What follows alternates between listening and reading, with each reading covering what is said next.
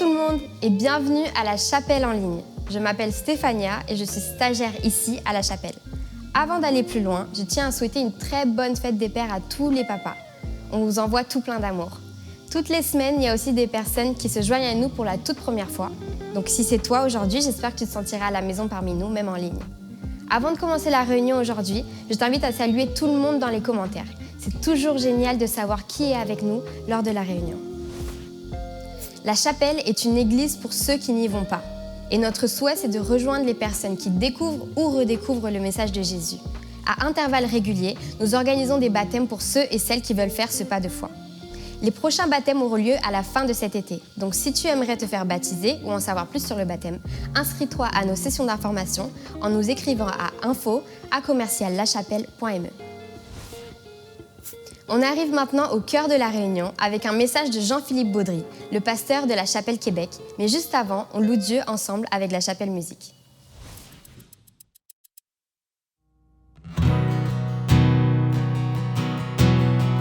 Bonjour à tous, on va louer Dieu ce matin en commençant en déclarant que Jésus seul nous suffit.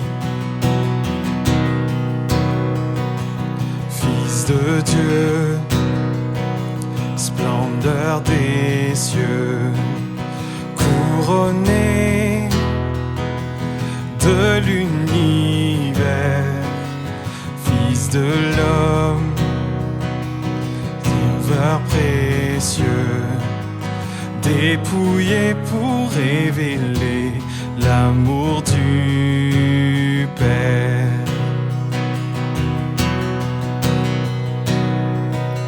Sur la croix, meurtri, brisé, couronné de nos péchés, par nos mains, son sang versé, crucifié pour révéler l'amour du Père.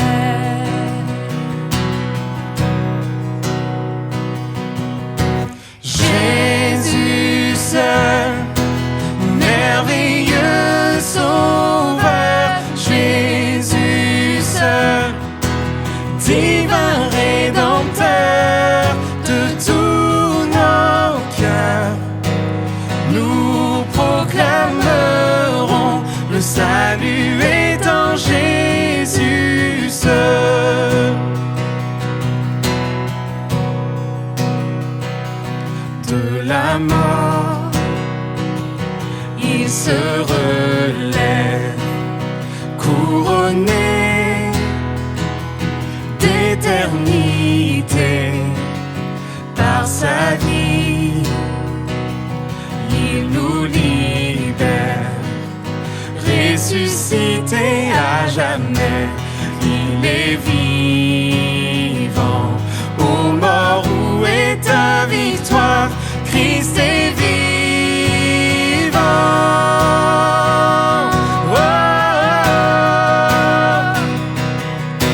Jésus seul, merveilleux sauveur, Jésus seul, divin rédempteur de tous nos cœurs, nous proclamerons le salut est en Jésus seul.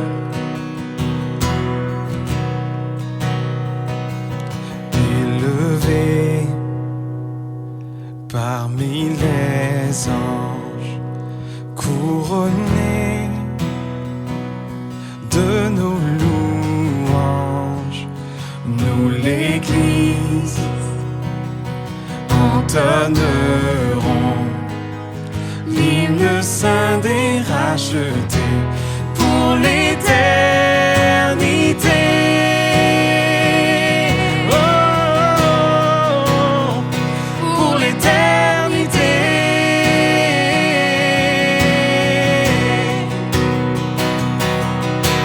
Jésus seul, merveilleux sauveur, Jésus seul, divin rédempteur.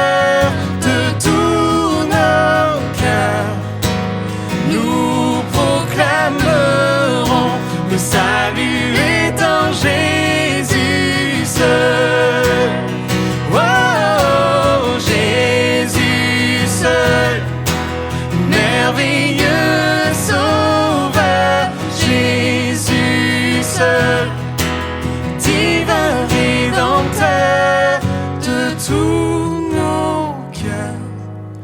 Nous proclamerons le salut est en Jésus seul.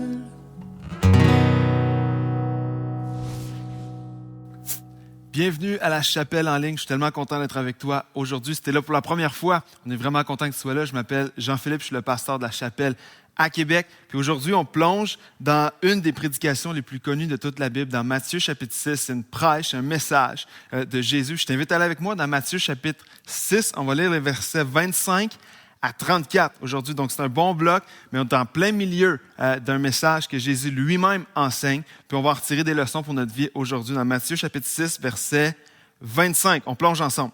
C'est pourquoi je vous dis, c'est Jésus qui prêche, ne vous inquiétez pas en vous demandant qu'allons-nous manger ou boire? Avec quoi allons-nous nous habiller? La vie ne vaut-elle pas bien plus que la nourriture? Et le corps ne vaut-il pas bien plus que les habits? Voyez ces oiseaux qui volent dans les airs. Ils ne sèment ni ne moissonnent. Ils n'amassent pas de provisions dans des greniers et votre Père céleste les nourrit. N'avez-vous pas bien plus de valeur qu'eux? D'ailleurs, qui d'entre vous peut, à force d'inquiétude, prolonger son existence, ne serait-ce que de quelques instants? Quant aux vêtements, pourquoi vous inquiétez à leur sujet? Observez les lys sauvages, les fleurs dans les champs. Ils poussent sans se fatiguer à tisser des vêtements. Pourtant, je vous l'assure, le roi Salomon lui-même, dans toute sa gloire, n'a jamais été aussi bien vêtu que l'un d'eux.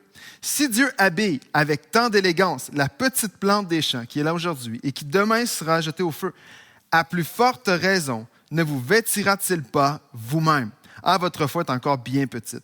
Ne vous inquiétez donc pas et ne dites pas « Que mangerons-nous ou que boirons-nous ou avec quoi nous habillerons-nous » Toutes ces choses, toutes les sources d'inquiétude, toutes ces choses, ceux qui ne me connaissent pas s'en préoccupent sans cesse. Mais votre Père qui est aux cieux sait que vous en avez besoin. Faites donc du règne de Dieu et de ce qui est juste à ses yeux votre préoccupation première et toutes ces choses, tout le reste, vous seront données en plus. Dernier verset. Ne vous inquiétez pas pour le lendemain. Le lendemain se souciera de lui-même. À chaque jour suffit sa paix. Le titre de mon message d'aujourd'hui, c'est « Comment retrouver ma paix ». On vit dans une société où la paix est une denrée très rare. On vit dans un monde en ce moment où les gens débordent de moyens, essaient de chercher, ont perdu leur paix, cherchent la paix, courent après la paix intérieure. Les gens, de plus en plus, on vit dans un monde où tout le monde a l'air de bien aller, mais à l'intérieur, tellement de gens courent après la paix intérieure. Puis il y a vraiment une partie de moi aujourd'hui que je ne veux mettre aucune condamnation sur personne parce que pour même ma propre vie, c'est un combat de tous les jours de trouver la paix. On vit dans un monde où il y a tellement de choses qui se passent. L'information est tellement, nous bombarde tellement de partout. Il y a tellement de choses qui arrivent. Là, je parle en ce moment, au moment où j'enregistre cette prédication. On sort tranquillement de la pandémie de la COVID-19. On ne sait pas si ça va durer, on l'espère. Il y a une guerre en Europe qui fait rage. Il y a l'inflation, l'économie qui ne va vraiment pas bien. Le taux d'inflation est dans le plafond. Les ménages sont à côté ici financièrement. Ça va pas bien au niveau de l'économie. Les changements climatiques, on entend ça partout. On dirait que la Terre va imploser la semaine prochaine. Il y a de l'incertitude partout et constamment, on est bombardé dans notre monde, dans notre société, de tous ces enjeux-là, de toutes ces pressions-là. Puis là, je ne parle même pas de la pression financière que peut-être tu vis en ce moment dans ta propre famille, dans ta propre situation. Je ne parle même pas des situations familiales qui pourraient voler ta paix. Puis ça, on sait qu'il peut en avoir plusieurs. Ça peut être avec tes enfants, avec ton mari, ta femme, ton chum, ta blonde, tes parents, tes enfants, tes grands-parents, toutes dans nos familles. Les tensions familiales, les horaires surchargés qui peuvent voler notre paix. On vit dans un monde qui va tellement vite. La paix est une denrée rare dans notre monde en ce moment, puis partout. Communique de la peur, il y a de l'incertitude, il y a du stress, il y a de l'anxiété. Vous avez juste à ouvrir la télé ou aller sur vos réseaux sociaux juste quelques minutes. Vous allez voir qu'on est bombardé de beaucoup plus de mauvaises nouvelles et de choses qui peuvent augmenter notre anxiété que de choses qui peuvent augmenter notre paix. Puis c'est juste une réalité de la vie dans laquelle on vit en ce moment. Il n'y a jamais eu, au moment où on enregistre ce message, il n'y a jamais eu autant d'antidépresseurs qui sont prescrits à des gens qu'avant. On est dans une période de l'histoire où il n'y en a jamais eu autant de gens qui ont besoin de médicaments comme ça pour faire diminuer le stress, diminuer l'anxiété. Je lisais cette semaine dans un article qui, juste au Canada, tous les ménages canadiens, 39% d'entre eux vivent à moins de 200 $ de marge à chaque mois. Ça veut dire quoi, ça? Ça veut dire que presque la moitié, 39%, des ménages canadiens vivent d'une paye à l'autre. Ça veut dire qu'ils ont moins de 200 $ de marge à chaque mois. Ça veut dire quoi? Ça veut dire que s'il arrive un imprévu majeur, s'il arrive quelque chose, on va être dans le trou financièrement pour ce mois-ci. Il y a un stress financier qui est rattaché à ça. Je parlais d'un des membres de notre église à Québec, à la Chapelle, qui partait en voyage, puis il était avec un de ses amis, qui était un homme d'affaires prospère. C'est un homme qui est multimillionnaire. Ils sont partis faire un voyage de golf à l'étranger.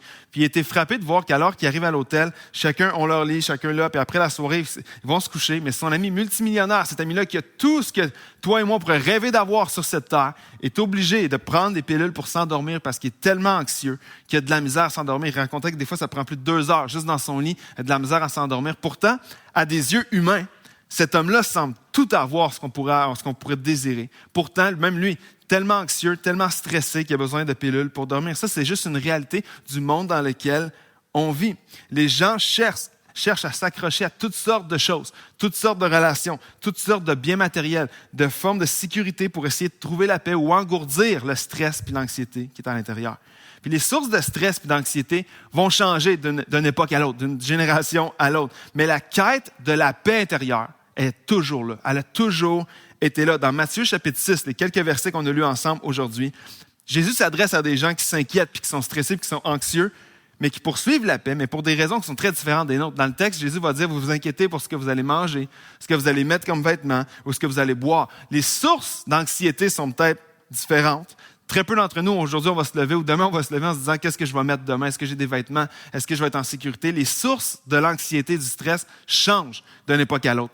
Mais la quête de la paix a toujours été là, peu importe les sources de stress. Ces gens-là, dans Matthieu chapitre 6, il n'y avait pas les nouvelles pendant 24 heures qui roulent, juste des mauvaises nouvelles, des mauvaises choses qui arrivent. Il n'y avait pas de réseaux sociaux où est-ce que tu peux constamment te comparer avec les vacances des autres, les voitures des autres, le linge des autres, les maisons des autres. Puis là, quand tu fais ça, tout ce que ça fait, ça augmente le stress et l'anxiété dans ta vie. Il n'y avait pas d'iPhone où tu peux être rejoignable 24 heures sur 24. Tout le monde peut te texter, tout le monde peut t'appeler, tout le monde peut t'écrire quelque chose n'importe quand. Et ça, c'est quoi? Ça augmente juste le stress. Il n'y avait pas ça dans ce temps-là. Il n'y avait pas les paiements d'auto, paiement de maison, paiement d'assurance, paiement de ci, paiement de ça. Il y avait toute une sphère de stress qu'eux n'avaient pas dans ce temps-là. Mais même si la source était différente, l'anxiété était quand même là à l'époque. Puis ils se demandaient toujours, est-ce qu'on va être capable de manger? Les parents se disaient, est-ce qu'on va être capable de manger? Est-ce qu'on va être capable de nourrir nos enfants demain? Est-ce qu'on va être en sécurité? Ça, c'est une réalité de l'époque. Nous, aujourd'hui, on a d'autres stress, mais eux se demandaient, est-ce que demain, il y a des mercenaires qui vont débarquer dans le village? Est-ce qu'ils vont tuer nos enfants, tuer nos femmes? Est-ce qu'ils vont venir voler? Est-ce qu'ils vont piller? Qu'est-ce qui va arriver? Donc, même si les sources sont différentes dans Matthieu 6, la quête pour la paix était la même. Et Jésus va leur enseigner comment retrouver leur paix. Puis si tu prends des notes, on commence le message avec ceci. Voici ce que Jésus va leur enseigner. Pour trouver la paix, pour retrouver la paix que Dieu veut leur donner, il faut qu'ils apprennent à vivre dans le présent. Il faut qu'ils apprennent à vivre aujourd'hui, là où ils sont maintenant. Regarde Matthieu 6, 34. Il va dire, ne vous inquiétez pas pour le lendemain. Inquiète-toi pas pour ce qui va arriver demain. Le lendemain se souciera de lui-même. À chaque jour suffit sa peine. As-tu déjà remarqué à quel point la plupart de des choses qui nous stressent, qui nous causent de l'anxiété, qui vont nous causer de l'inquiétude, sont souvent reliées à des choses, des événements ou des situations qui ne sont pas aujourd'hui, qui sont soit dans le passé ou qui sont soit dans le futur. La plupart des choses qui nous stressent, si tu t'arrêtes pour réfléchir, c'est soit des choses qui sont déjà arrivées qui te causent encore du stress, ou c'est des choses que tu penses qu'ils vont arriver, ou que tu as peur qu'ils arrivent, mais qui ne sont pas encore arrivées. Puis c'est ce que Jésus va leur enseigner. Il va leur dire, ne vous souciez pas de ce qui n'est pas aujourd'hui. Souciez-vous juste de là. Aujourd'hui, à chaque jour suffit sa peine.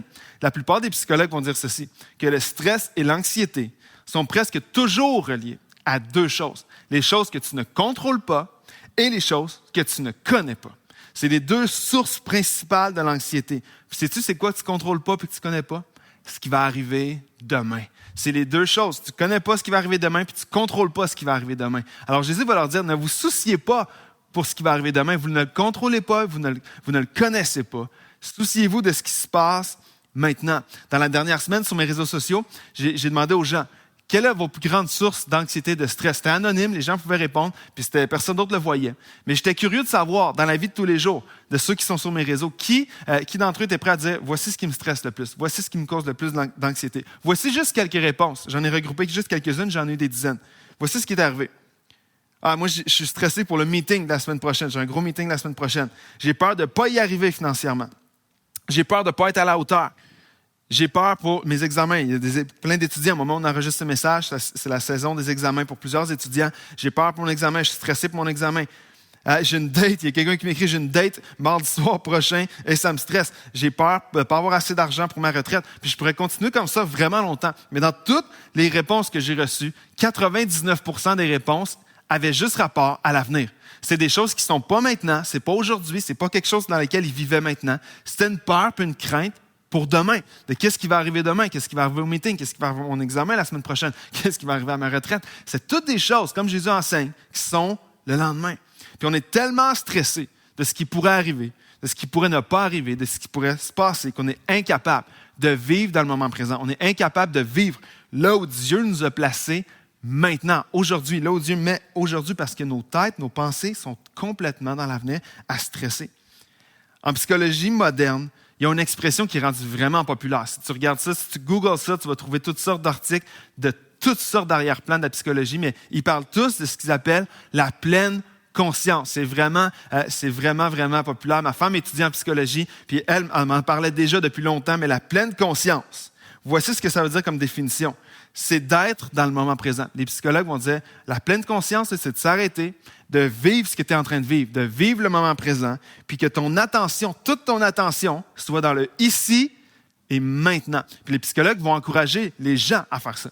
La pleine conscience, c'est un terme qui a l'air un peu New Age, un peu bizarre, mais ce que ça veut dire, c'est soit dans le moment présent, que toute ton attention, focus-le ce que tu es en train de vivre maintenant avec les gens avec qui tu es, dans les circonstances dans lesquelles tu es, juste vis le moment dans lequel tu es en ce moment. Puis les psychologues vont dire que ça, là, c'est un des meilleurs moyens de diminuer ton stress, de régulariser tes émotions quand que tout part, l'anxiété qui part, quand tout s'en va de tous les côtés, d'apaiser l'anxiété, c'est une des meilleures façons. Puis ce qui me fascinait quand j'en parlais avec Valérie, puis on regardait les articles ensemble, c'est que tout ce que les psychologues sont en train de dire sur la pleine conscience reflète directement ce que Jésus enseignait depuis 2000 ans, de dire aux gens, ne vous souciez pas de ce qui va arriver demain, mais soyez là maintenant, aujourd'hui, vivez le moment présent. C'est comme si Jésus nous dit, tu peux rien faire pour hier, tu peux pas changer ce qui est arrivé hier, puis tu contrôles pas ce qui va arriver demain. Vis le moment avec moi maintenant. Là. Vis ce que moi je veux te donner maintenant. C'est pour ça que Jésus va s'appeler lui-même le pain quotidien. Tu as déjà entendu ça dans la Bible, que Jésus lui-même est décrit comme étant le pain quotidien. As-tu remarqué que c'est pas le pain hebdomadaire, c'est pas le pain mensuel, c'est pas le pain annuel, c'est le pain quotidien. Pourquoi?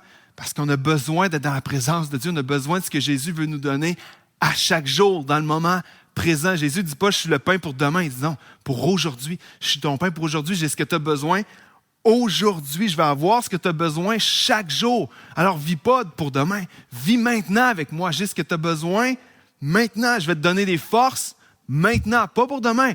Demain va s'occuper de lui-même. Je vais être là avec toi demain encore. Mais aujourd'hui, je peux te donner des forces. Aujourd'hui, je peux te donner la paix. Je peux te donner la patience. Je peux te redonner de la joie au milieu de tout ce qui pourrait te causer de l'anxiété. Au lieu de perdre toute ton énergie à être stressé pour demain, vis avec moi aujourd'hui. Je peux te donner une paix aujourd'hui. Dieu ne peut pas te donner la paix pour demain avant d'être rendu là. Il peut te la donner maintenant, par exemple. Alors, viens vivre avec moi aujourd'hui. C'est ça que Jésus enseigne aux gens. Pas pour hier, pas pour demain. Jésus est notre pain quotidien.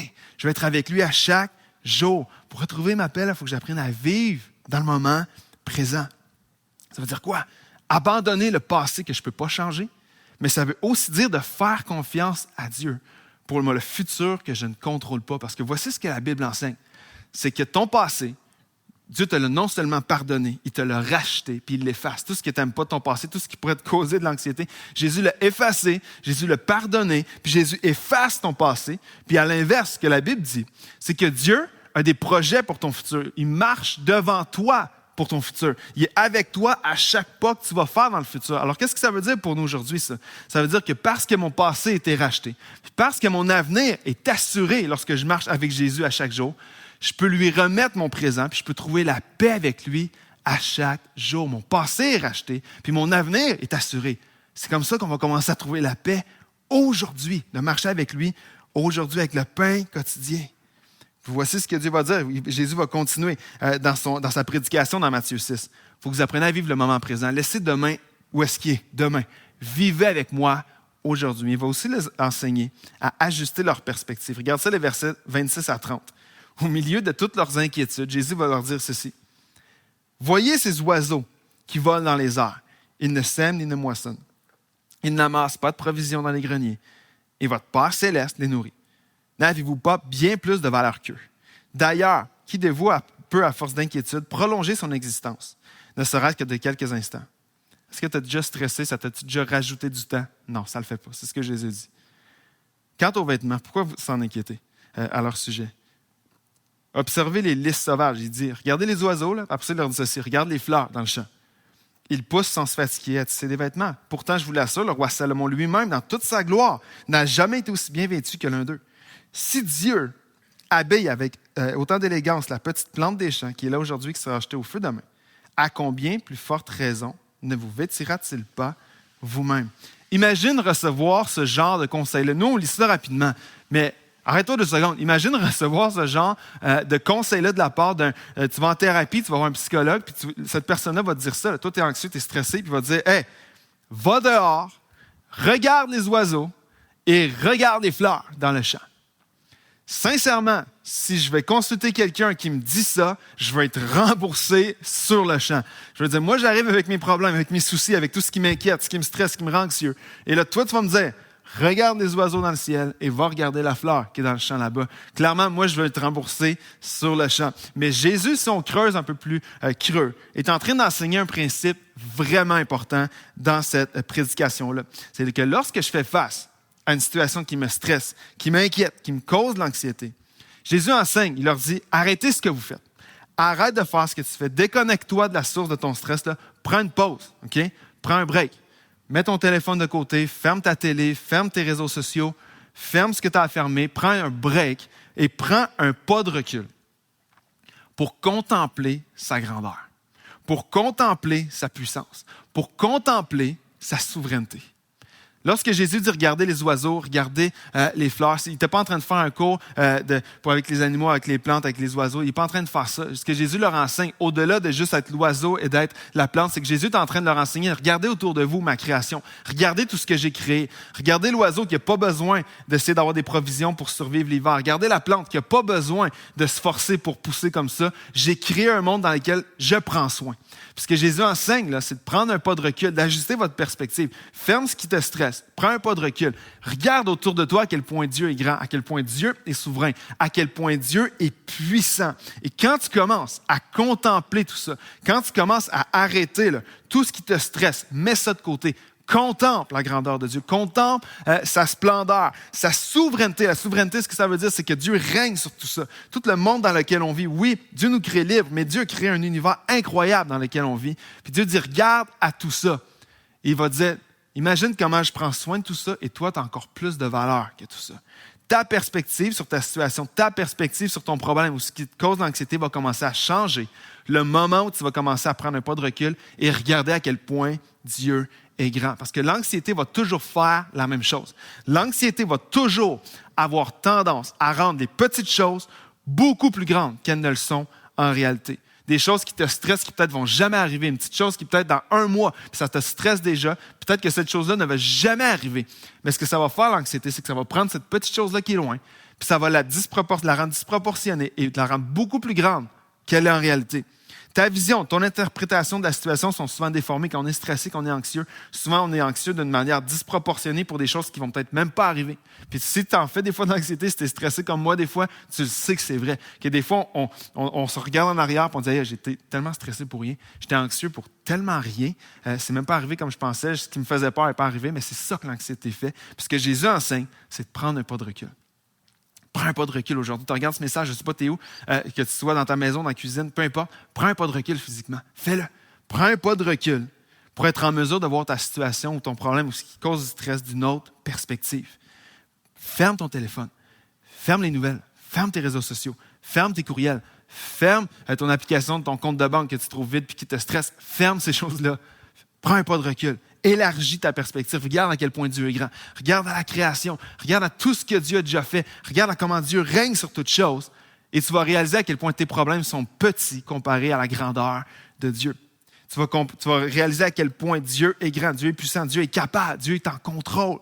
Il y a un couple d'amis avec qui on sert, qui servent avec nous dans l'équipe à la Chapelle Québec, qui sont des passionnés d'extérieur. Marie et Simon sont passionnés par tout ce qui est d'aller dans la forêt, faire des randonnées, aller observer des étoiles. Ils sont des passionnés de plein air. Puis eux, à chaque fois qu'ils reviennent d'un petit road trip, d'une petite place où ils vont faire du camping sauvage, ils vont voir des choses, ils font une exploration quelconque. À chaque fois qu'ils reviennent, on sait qu'on en a au moins pour 1 heure, à entendre parler d'à quel point c'était incroyable, à quel point la création de Dieu est incroyable, à quel point c'est impossible que les étoiles dans le ciel la nuit, quand ils observent ça, puis là, ils ont un télescope, ils nous montrent des photos, puis ils disent c'est impossible que juste ça soit du hasard. Regarde la grandeur de Dieu, regardez comment Dieu est grand. Puis on a vu des choses incroyables, la nature est incroyable. Puis ils sont juste capables de contempler la grandeur de Dieu comme ça, comme Jésus l'enseigne dans Matthieu 6. Moi, c'est vraiment un défi dans ma propre vie. Mais pour eux, là, ils pourraient t'en parler pendant des heures. Puis savez-vous, à chaque fois que je parle avec eux, lorsqu'ils me racontent ça, lorsqu'ils me racontent ce qu'ils ont vu, ils me racontent la grandeur de la création, savez-vous qu'est-ce qui arrive dans mon âme à chaque fois?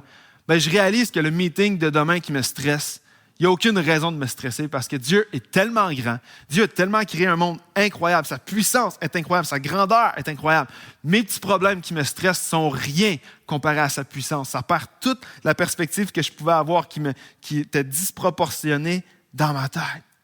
Si Dieu a créé tout ça, moi je regarde la création, si Dieu a créé tout ça, puis c'est ça que Jésus enseigne, si Dieu a créé tout ça avec tellement d'ordre, tellement de précision, tellement de grandeur, tellement de complexité, si Dieu prend soin de tout ça, des oiseaux jusqu'à des petites fleurs, à combien plus forte raison il va prendre soin de toi, puis il va prendre soin de moi. Ça, c'est vraiment un bon moment pour me remettre dans les commentaires. À quel point Dieu est tellement grand tout ce qu'il a créé, à combien plus forte raison il va prendre soin de nous, qui sommes ses fils, qui sommes ses filles. Je ne prends pas de recul aujourd'hui pour réaliser à quel point Dieu m'aime, à quel point Dieu prend soin de moi. Je suis son fils, je suis sa fille. Je ne suis pas juste un oiseau qui vole dans le ciel, je ne suis pas juste une plante qui grandit dans un champ. Je suis son fils et je suis sa fille. Il va prendre soin de moi. Pour retrouver ma paix, pour vivre dans le moment présent, je remets le passé à Dieu que je ne peux pas changer, mais je lui remets mon avenir que je ne contrôle pas. Déjà là, la paix va commencer à revenir. Je vais aussi ajuster ma perspective. Je vais prendre mon problème, je vais le mettre de côté, je prends un pas de recul, je regarde. Dieu est tellement grand, il va prendre soin de moi dans tous les petits problèmes que je peux avoir. Puis dernièrement, je termine avec ça. Jésus va leur apprendre à revoir leurs priorités. Parce que regardez ce qu'il va lui dire au verset 33. Il va leur dire, « Faites donc du règne de Dieu et de tout ce qui est juste à ses yeux, votre préoccupation première. » Pas juste une préoccupation importante. Il va dire leur préoccupation première. Et toutes ces choses, tout le reste, tout ce qui pourrait te stresser, va t'être donné en plus. Jésus va leur dire, mets-moi au centre de tout ce qui peut te stresser, tout ce qui t'inquiète, tout ce qui te cause de l'anxiété. Mets-moi au centre de tout ça. Puis il dit, mets-moi comme préoccupation première, au centre de tout ça. Parce que le monde font complètement l'inverse. Le monde, il va dire au verset 32, toutes ces choses-là, toutes les choses qui pourraient stresser, ceux qui ne me connaissent pas s'en préoccupent sans cesse. Alors quand on parle de stress financier, stress pour l'avenir, stress pour la retraite, stress pour tes études, stress pour ta job, stress pour ta famille, l'anxiété de toutes parts, tout ça, là, les gens qui ne connaissent pas Dieu se soucient de ça constamment. C'est de ça que les gens se soucient. Puis ce que Jésus va leur enseigner, c'est qu'il va dire, tout ça, les gens le font. Mais votre Père qui est aux cieux sait que vous en avez besoin. Inversez ça. Mettez-moi en premier dans toutes ces choses-là, puis le reste va vous être donné. Les gens là, se préoccupent partout de leur argent, de leur retraite, de leur sécurité, de leur image, de leur job, de leur relation. Ils s'en soucient sans arrêt. Puis le résultat, c'est que les gens sont toujours anxieux.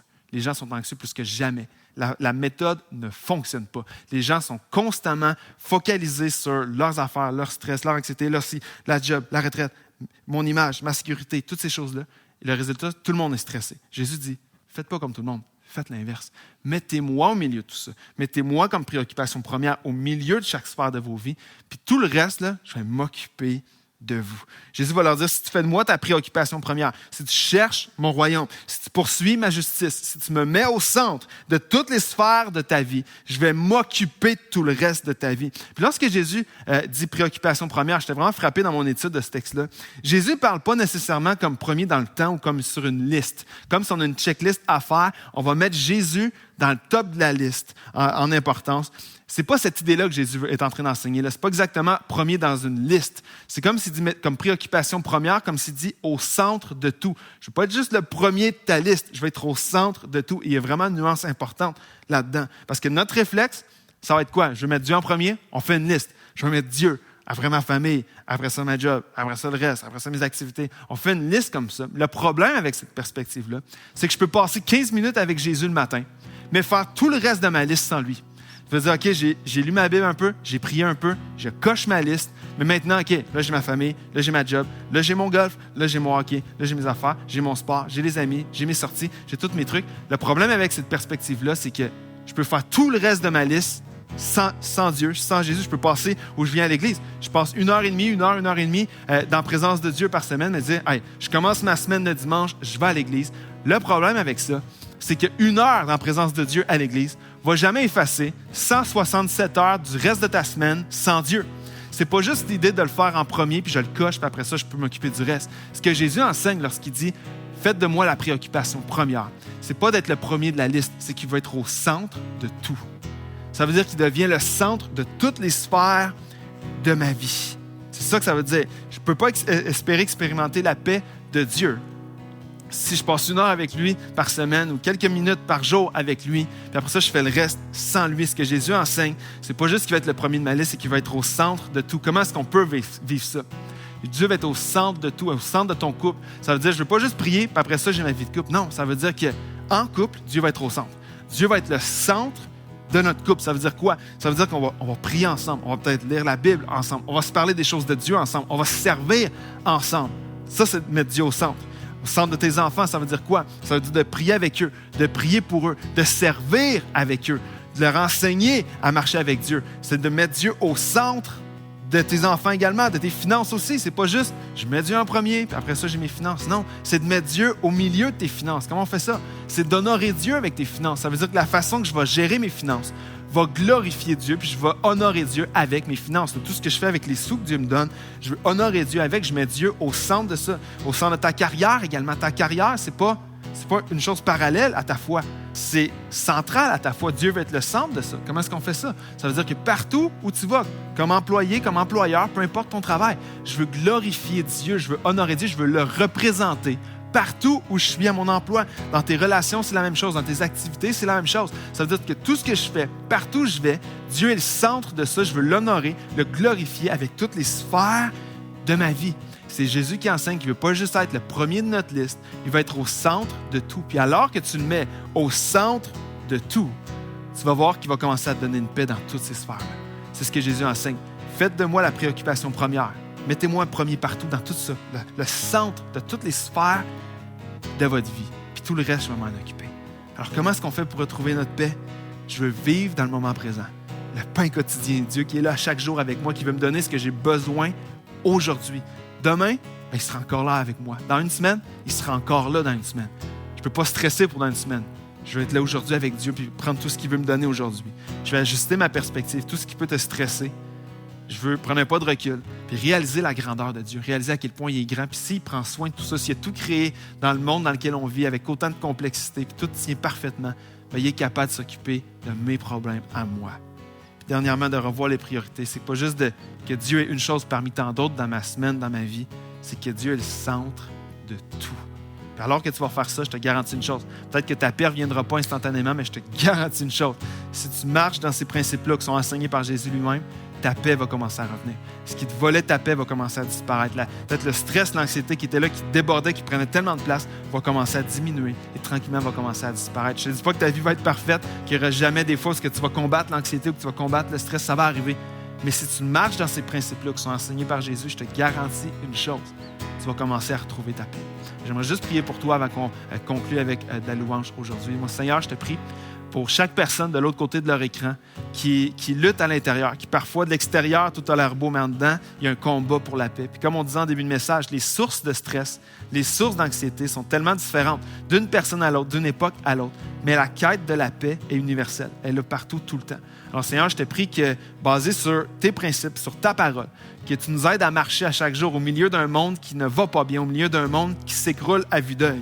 Seigneur, que tu élèves une génération de croyants qui vont marcher au milieu de tout ça avec une paix qui ne dépend pas des circonstances, qui ne dépend pas de ce qui nous entoure, mais qui va venir de toi, qui va venir du plus profond de notre âme. Que peu importe ce qui arrive autour de nous, la paix de Dieu peut être là à l'intérieur de nous. Alors je te prie pour chaque personne aujourd'hui, apprends-nous à marcher dans tes voies, selon tes principes, selon ta parole, pour expérimenter, pas la paix que le monde peut donner, qui va changer, qui va arriver, qui va partir, mais la paix que juste toi peux donner, qui va rester, peu importe ce qui se passe autour de nous. Dans le nom de Jésus, je te prie.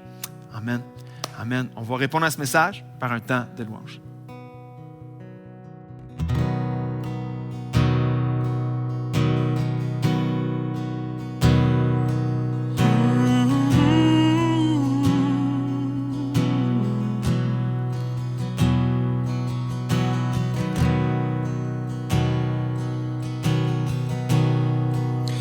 captivé par ta présence. Je désire rester à tes pieds, captivé par ta sainte présence. Je veux m'abandonner. Je ne cherche pas ta main. Tu ne me dois rien, tu m'as comblé. Au-delà de tout ce que tu peux faire, je veux ton cœur.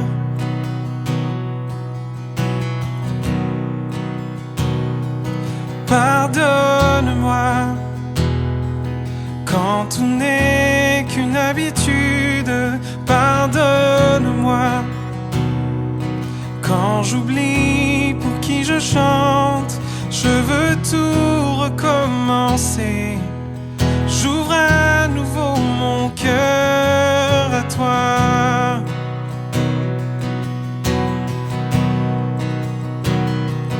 Pardonne-moi quand je ne pense qu'à moi seul. Pardonne-moi lorsque toi seul ne suffit pas. Je veux tout recommencer. J'ouvre à nouveau mon cœur à toi.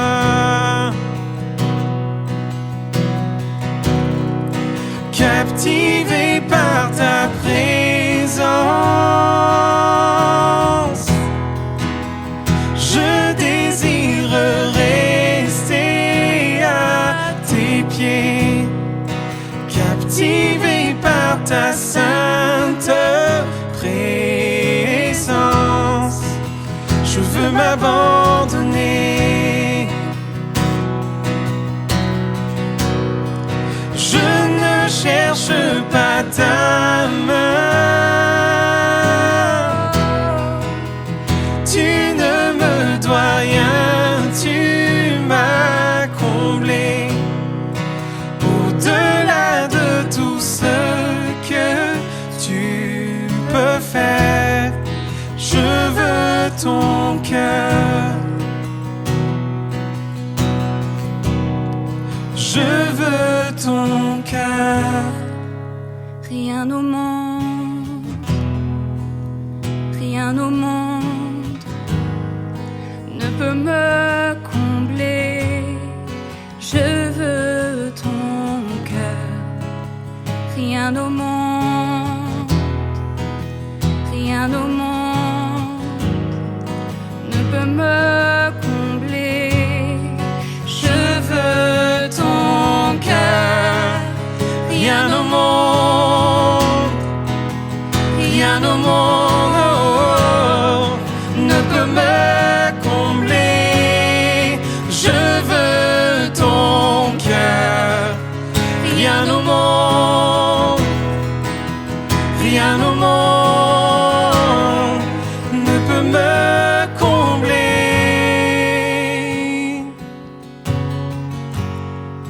Captivé par ta présence, je désire rester à tes pieds, captivé par ta sainte présence. Je veux m'abandonner. Je ne cherche pas ta main. Tu ne me dois rien, tu m'as comblé. Au-delà de tout ce que tu peux faire, je veux ton cœur.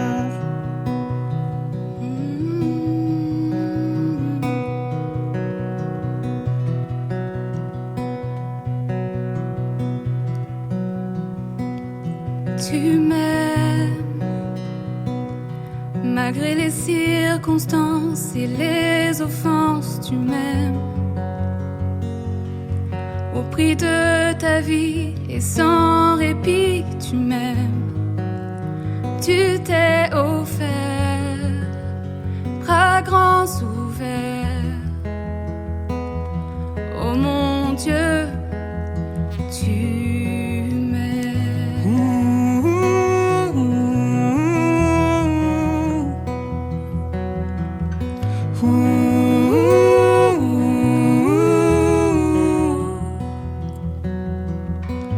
Tu as fait preuve de tant de grâce à mon égard. Lorsque tu as tout accompli. Mais ta mort n'était pas la fin de l'histoire. Tu es revenu à la vie. Et tu me ramènes à la vie. Car tu m'aimes. Malgré mes circonstances et mes offenses, tu m'aimes. Au prix de ta vie et sans répit, tu m'aimes. Tu t'es offert, bras grands ouverts. Oh mon Dieu, tu m'aimes. À en accepter d'être attaché sur le bois. Et que le ciel détourne son regard de toi. Tu t'es battu pour moi, Jésus. Oh mon Dieu, tu m'aimes. Ni la mort, ni la vie, le présent ou l'avenir ne peut dérober mon cœur de l'amour de mon sauveur. Dans les hauts, dans les bas, je le sais et je le crois. Rien ne pourra m'éloigner de toi. Ni la mort, ni la vie, le présent ou l'avenir ne peut dérober mon cœur de l'amour de mon sauveur. Dans les hauts, dans les bas, je le sais et je le crois. Rien ne pourra m'éloigner de toi. Rien ne pourra m'éloigner de toi. Tu m'aimes. Malgré mes circonstances et mes offenses, tu m'aimes. Au prix de ta vie et sans répit, tu m'aimes. Tu t'es offert, bras grands ouverts. Oh mon Dieu, tu m'aimes. Je n'ai rien fait afin de mériter ta grâce, dans laquelle mes péchés et mes hontes s'effacent depuis toujours et pour toujours. Oh mon Dieu, tu m'aimes. Merci aux musiciens de la chapelle pour ce moment de louange et à Jean-Philippe pour ce message qui nous interpelle tous. Oui, parce qu'on a tous besoin de paix dans nos vies. Et la paix de Jésus, elle est là, accessible. Mais pour pleinement l'expérimenter, on doit vivre dans le moment présent et prendre le recul pour contempler la grandeur de Dieu, changer nos priorités et mettre Dieu au centre de nos vies. Pour vivre la paix de Dieu au quotidien, ça aide vraiment de tisser des liens avec des gens qui partagent ta même foi. À la chapelle, il y a plusieurs façons de le faire durant la semaine. Il y a nos 5 à 7, nos petits groupes qui se rencontrent en semaine pour connecter, pour prier et échanger sur la Bible ensemble. On a des groupes dans toutes les villes où on a une chapelle et même ailleurs. Pour t'inscrire, tu n'as qu'à aller sur le site web de la chapelle sous l'onglet 5 à 7. Tous les mardis matins, à 7h30, on se rencontre au bureau de la chapelle à Montréal pour 1 heure de prière. On prie pour notre église, pour notre communauté et les uns pour les autres. Viens nous rejoindre, c'est un bon moyen de commencer ta journée. Enfin, on a aussi l'after qui se déroule virtuellement tout de suite après la réunion le dimanche. Tu trouveras le lien pour t'y connecter sur notre site web sous l'onglet After. Une autre chose qu'on t'invite à mettre en pratique, c'est d'apporter ta dîme de façon régulière. Tous les dimanches, il y a un moment où on va te parler de générosité. On le fait pour remercier tous ceux qui donnent semaine après semaine, mais c'est aussi parce que c'est important. Ce sont tes dons qui nous aident à vivre l'Église les dimanches et à soutenir nos œuvres humanitaires dans nos communautés. Si tu appelles La Chapelle ton Église, même si tu ne nous suis qu'en ligne, je t'invite à donner ta dîme de façon régulière. Tu peux nous donner de façon automatique en allant sur notre site web ou notre application mobile. C'est facile, sécuritaire et ça fait une grande différence. Merci d'avoir été là aujourd'hui. La semaine prochaine, on reçoit notre ami Luc Dumont à la Chapelle en ligne. Il sera aussi là aux 2 réunions en personne à Montréal. Josias Laporte sera à Gatineau et Daniel Descaries à Québec. Où que tu sois, joins-toi à nous.